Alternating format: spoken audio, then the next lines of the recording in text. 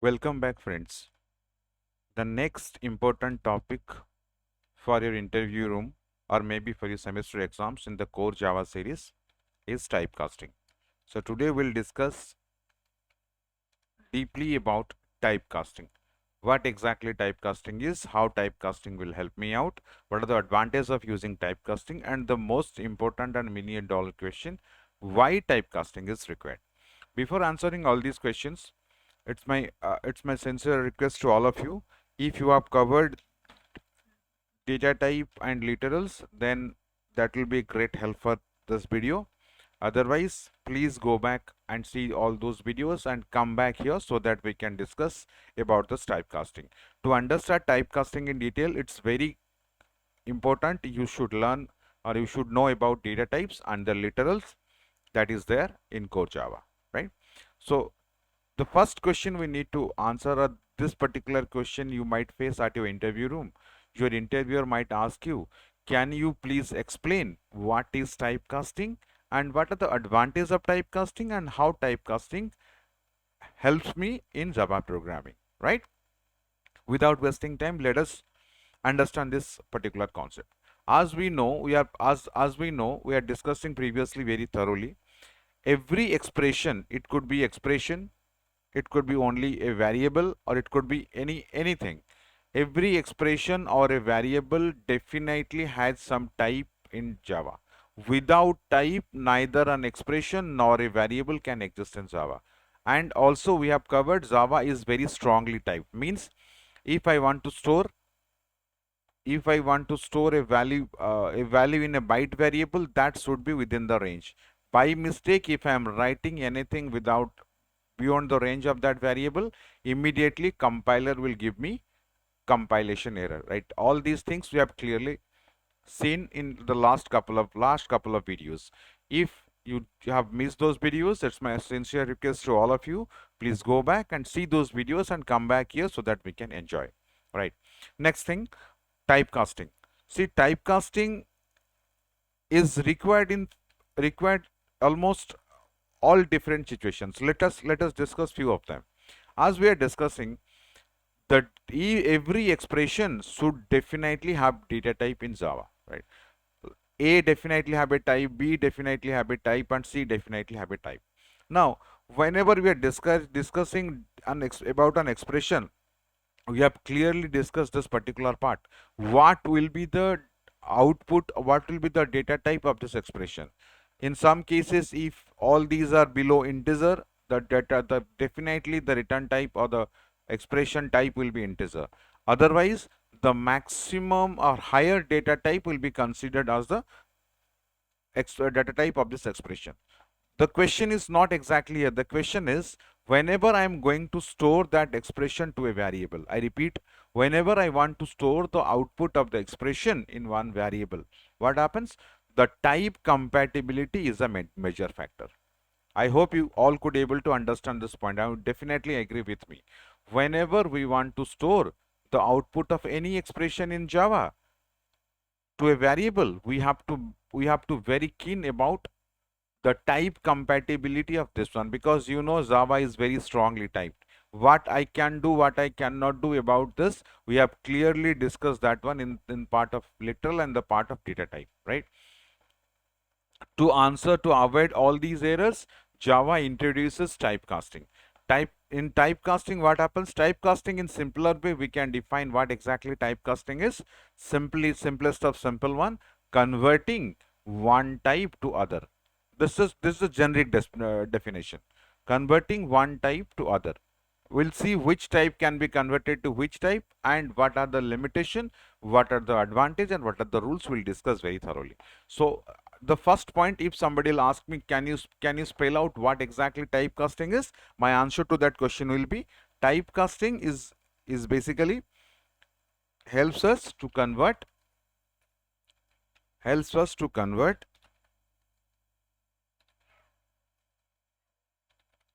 one data type into other, right? Okay, this is what exactly typecasting is. Now, Java offers me two different kinds of typecasting. We'll discuss about these two typecasting very thoroughly. First typecasting is implicit typecasting. Second one, of course, if one is implicit, second one will be definitely explicit. But this is just a very normal practice, right? We'll see to this. See to this one. Implicit typecasting is also called as automatic typecasting. Automatic typecasting. And this particular explicit typecasting is basically manual typecasting, right? We'll go through that. Why I'm termed this one as automatic, why I've termed this one as manual, I'll go through it. Don't worry. Now, implicit typecasting is a particular type of typecasting which will be done automatically, right? And explicit typecasting is not automatically done. We means the programmer has to take care of this. This is the only difference. Then we'll go deep into it. The first thing is first, you should know what exactly implicit typecasting is and what implicit typecasting do for us and why we should require implicit typecasting and all. Okay, let us go through one by one. The first point I have covered, implicit typecasting means converting one type into other automatically by your compiler. Remember, implicit typecasting is the responsibility of the compiler. Let's take this particular one as the first point. So we can say compiler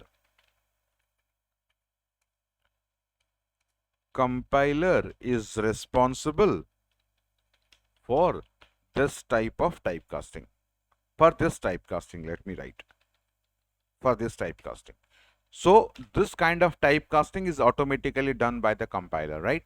In which case implicit typecasting is taken place, that is very, very badly. We need to understand that point.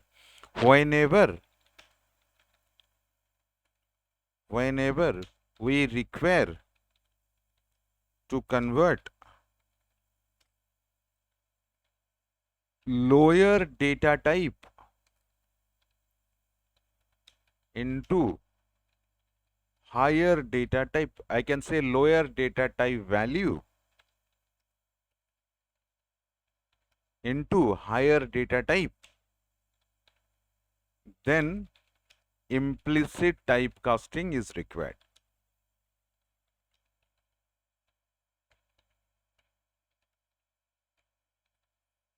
You can ask me here one question, sir, can you spell out which one is a lower data type and which one is a higher data type? We'll discuss that one. Don't worry. Let us understand the second point. The second point says, whenever you want to convert a lower data type into higher data type, and that particular conversion is automatically taken care by your compiler. Say for example, I'll talk about one float value. Suppose I am writing float A is equal to 10.10 only. Now in this expression you can clearly see float is a data which is a destination type. 10, we know 10 is a literal, of which type? 10 is an integer literal. I think this particular part we have already discussed very thoroughly. Now here the scenario is we want to convert integer data type into float, a lower data type into higher data type. This type of conversion is taken care by your compiler, and this is called as what? Implicit typecasting, right? So here what exactly done? This 10 integer value will be automatically converted into float variable. Now this particular thing is basically done by your compiler, and compiler is responsible for that. Remember that point. Now let's see the third point. Now this particular conversion is also called as, remember this point, it is also called as widening, or some people call this one as opcasting. So opcasting, widening and implicit typecasting, all these are basically same. Why it is widening? Because you are converting a lower data type into higher data type. So that's why this is called as widening, as well as this is called as opcasting. You are upgrading the data type int into float, data type float into double. You can do that, right? That's why this is called as opcasting. Now the next very, very important point, in implicit type conversion, chance of data loss is not there. So the threat of losing the chance is not there. Now, the fifth point about this. The fifth point about this one. Implicit typecasting never produces runtime exception. Remember this point. Runtime exception. Don't worry, we'll see each and every part of this one. The first point we have covered. Who is responsible for this? Your compiler. What it does, it always converts a lower data type into a higher data type. Number two. Number three, this is also called as widening or upcasting. Third one, data loss is definitely not there. And this kind of implicit conversion never produces any kind of runtime exception. Let us see one by one by some example. Suppose I'm taking one example here. Say for this I'm taking an example here. Now let me write integer a is equal to 30. Now you can easily see int a is equal to 30. 30 is the integer literal which is stored in the variable a. Now what I'm writing is float d is equal to a. Now you can clearly see if at some point of time I'm going to print system.out.println followed by d, definitely the answer will be 10.0, right? What happened here? The lower data type, that is integer, is converted into float. See, we have not adopted any special kind of conversion here. The statement is a basic assignment statement, and here what it is happening, implicit typecasting is happening, and this implicit typecasting basically converts integer into float. Integer is a lower data type and float is a higher data type. If you can recall that diagram we have created before, the diagram looks like this. I have started from byte. If you can recall, at some point of time we have drawn this diagram: byte, then short, then int, followed by long, float, and double, right? Similarly, character to int. Now this is how the implicit type conversion is possible. This is lower to higher. The lowest one is byte, the highest one is double. Remember, in type conversion, one specific data type cannot participate. That data type is none other than Boolean. Remember, Boolean cannot participate in explicit type conversion. Automatically type conversion from Boolean to any type is not possible. Remember that point. Only data type in the world which we do not participate in implicit type conversion. Now if you recall this particular diagram, then implicit type conversion will be definitely easier, right? See here what happened. The value never changes. The value was 30. Sorry, this will be not 10 actually. This will be 30.0. I'm sorry. See, the value was 30, now it is again 30, right? So this is absolutely fine. No value changes are there. No value magnitude of the variable is not changed. Only it is upgraded from int to float. Remember this point. Similarly, any lower data type you can happily convert it into higher data type. If you go word by word, if you go type by type, what we can do we can convert byte into short, int, long, float,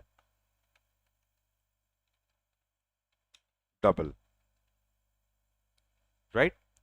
Similarly, if we'll talk about short, we can convert short into int, long, float, double, like that.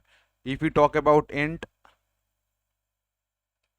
we can convert int into, yes, long, float, followed by double. If we talk about character can be converted into int, long, and so on. Similarly, if we talk about if we talk about long can be converted into float and double. Similarly, the next, I think you can happily write all those points. So these are the valid implicit type conversion that is automatically done by your compiler programmer do not have to bother for this. Here the most important part you should remember, change of change of data or data loss. Change of data or data loss is definitely not there, right? Only there is a scope of widening or upcasting. That is the thing with implicit typecasting. Let's move to the other one, that is explicit typecasting. Remember, as we have discussed about implicit typecasting, we have discussed about the typecasting that is automatically done, but explicit typecasting is not automatically done. This has to be make happen, or this has to be created by the programmer itself. So first point I should write, programmer is responsible for this. If the programmer wants, then immediately he or she can happily go for this explicit typecasting, right? What is the second point here? Previously what we have seen, that but implicit type conversion is basically converting lower into higher. Here the reverse one. Here you can write higher into lower. Since we are converting higher into lower, immediately you can say this is again called as, this can be again called as narrowing, or you can say this one as downcasting. Next point, there may be data loss. There may be a chance of data loss. We'll see this point, don't worry. Data loss. Next, so these are few points about explicit typecasting. First of all, explicit typecasting is done by the programmer only. It is always higher to lower. Narrowing or downcasting is not possible, and there may be a chance of data loss. Before going to explicit typecasting, let us look at this particular example. This particular example of implicit typecasting. Then we'll go for the different one. Let's go through this. Let us create a program. Test.java. Let me write some codes. Class test, public static void main. I am writing here float a is equal to 10. You can see if I am writing float a is equal to 10, and if I am writing system.out.println print followed by a, you can happily see this particular one will print. This particular one will print 10.0. It is upgraded to integer, is upgraded to happily upgraded to float. So similarly, if I want to convert any, suppose I am writing double here. If I am writing double here, if I want to go for a float value, I can happily do that. Again, a lower one into higher one, happily I can do that. But by mistake, there is a problem with this one. What it says, float cannot be converted to double. Float cannot convert it to a double variable. Sorry. So what I have done, I have written like this. I should not. This is again right. So what exactly happened there? I have used the wrapper class. Now the concept of wrapper class, we'll do it in some other classes. Now I'm writing we are talking about primitive. We are not talking about non-primitive. If I'm writing capital D here, this is again a class and object concept. We are not into that. That is what called as a wrapper class. At some other point of time, we will discuss about that one. Now what I'm writing is the concept remains same. Now float is a lower data type, and we are converting lower into higher. No problem at all, we can happily do that, right? Immediately what will happen, you can see immediately what will happen. If I'll try to print that one, I can happily print without any problem. See how many decimal places are there? 14 to 15 decimal places are there, because we know double uses a double precision and float uses single precision. Float uses decimal point from up to 6 to 7, but this one uses a decimal point from 15 to 16, right? So now you can see this particular one is converted into double with this point, this much of decimal point, right? but the value may vary from system to system because we are not using strict FP. We are using a normal floating point variable, right? So anyway, the discussion comes like we can happily do that. Now, by mistake, if at the same time I am doing a reverse one, suppose what I am trying to do, I am trying to store a float value. 12.3, if I am writing this is a double constant. At some point of time, by mistake, if I am going to store a double constant into a float variable, we have already seen what will be our life. The life is compiler will immediately say, bro, boss, you cannot able to store like that. Possibly lossy conversion from double to float. Since double is a higher type, you cannot convert implicitly for a higher type into a lower type. This is not possible in for implicit type conversion.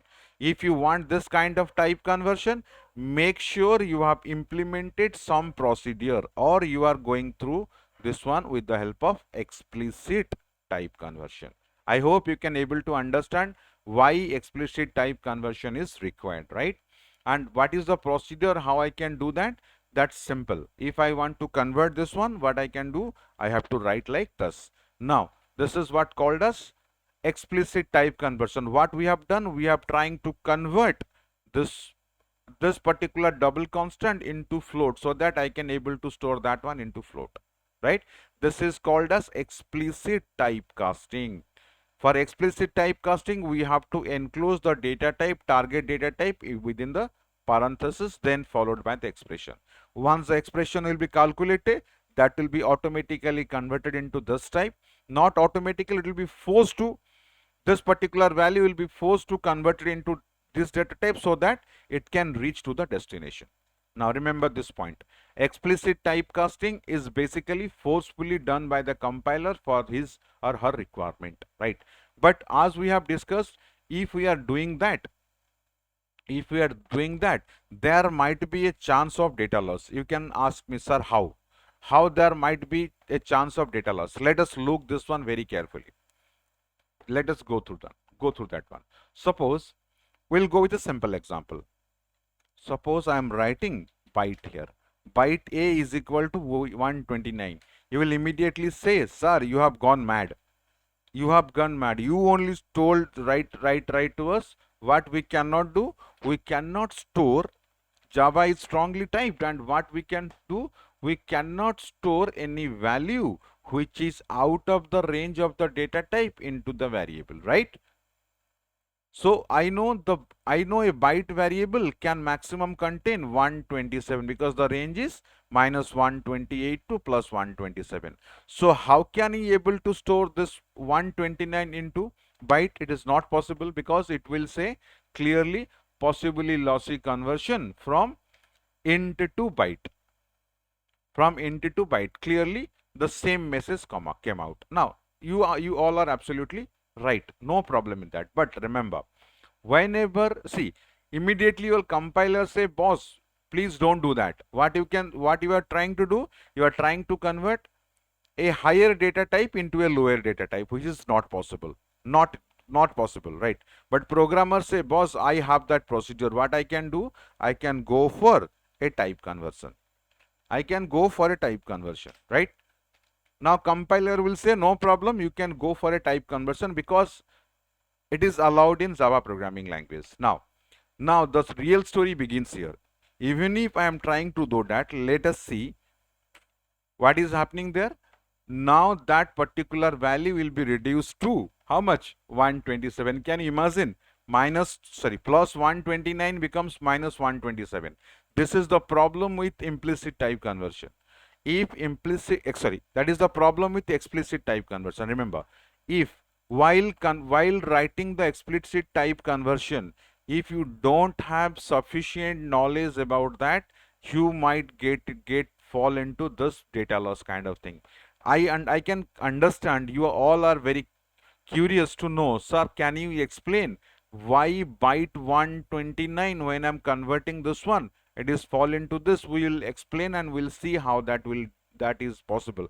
Don't worry. But before that, let us understand few things. As we have discussed, this is clearly done. Can you imagine if your compiler, now whenever you are compiling this one previously without this explicit type conversion, your compiler wants you, see, your compiler already warned you, keep, if you are converting this, you will going to get an error. But what you have done, you have disobeyed compiler and you have forcefully done this one. Now, one person here will be very happy. That person is the compiler. Compiler said, boss, I have warned you not to do this. And since you have done that, now you enjoy the data loss.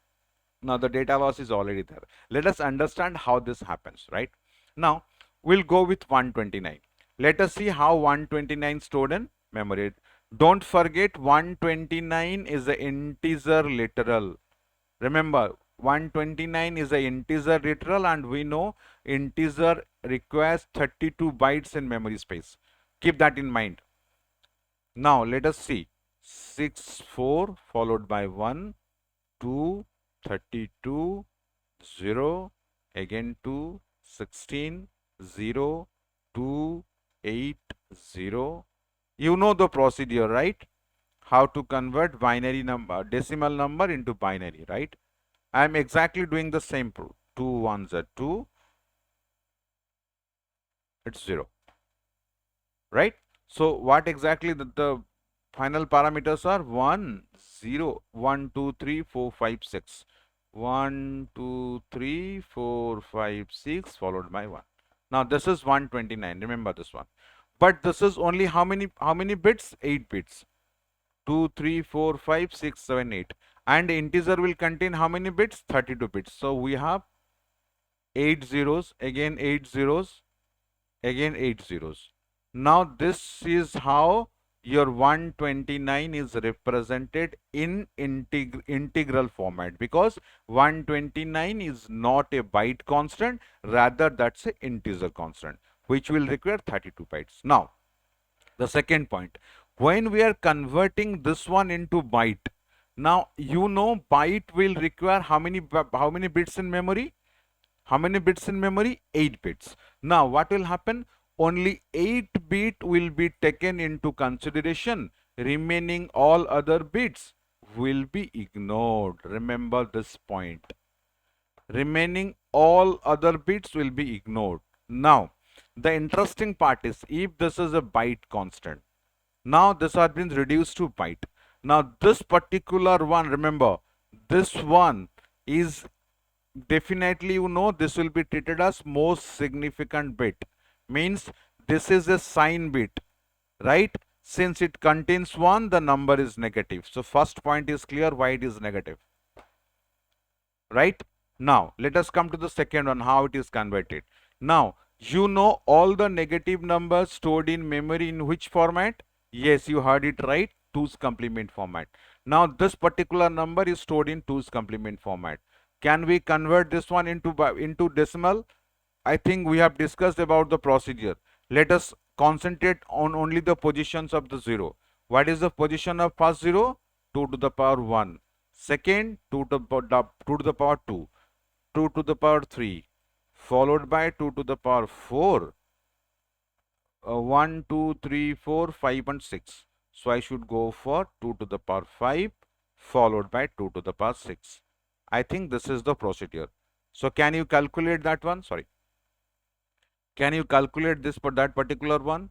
We know 2 to the power 1 is 2, then 4, then 8, then 16, then 32, then 64, followed by again minus 1. It's a minus. So minus 6, 4 plus 2, 6 plus 6 is 4 plus 2, 6, 6 plus 6, 12, 20, 24, 26, right? This is 26. 6 carries 2, 2 plus 6 is 8, plus 3 is 11, plus 1 is 12. So 126 and minus 1. This is minus 127.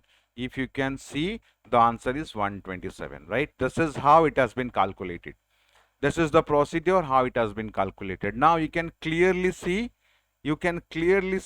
you have lost the most significant bit. In 129, the most significant bit was 0. But here, once I converted that one into byte explicitly, immediately all other portions will be ignored. Only first 8 bit will be taken into consideration. And the unfortunate thing is we have 1 at the most significant bit, and we know when 1 is there, definitely this is a negative number, and you know how to convert negative numbers which is stored in 2's complement format in memory into decimal number. Now you can see definitely data loss is there, right? Not only this part, also we can discuss the other floating point value. Suppose I am writing here, I am writing int a.